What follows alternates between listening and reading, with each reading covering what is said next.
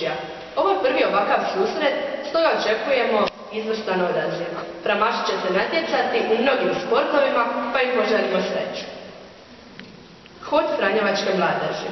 Kao i svake godine od 25.7. do 5.8. mladi iz cijele Hrvatske i iz ostalih zemalja idu po potpuni oprost u grad Asiz. Framaši će posjetiti razne znamenitosti i družiti se sa mladima iz drugih država gdje postoji Frama.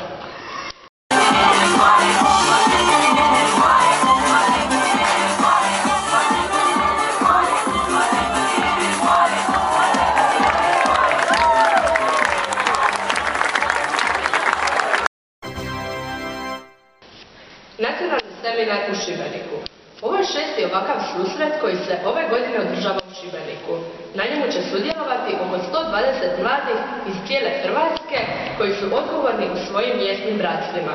Seminar traje od 27. do 31.8.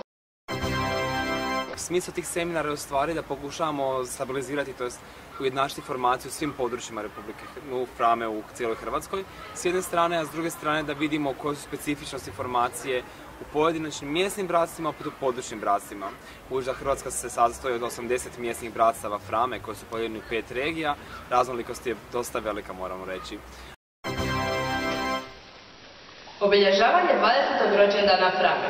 2.6. u Rijeci na Krstatu se obilježava jedan veliki događaj. A kako su mladi iz Frame Veterice Šibenik odlučili čestitati, pogledajte u sljedećem prilogu.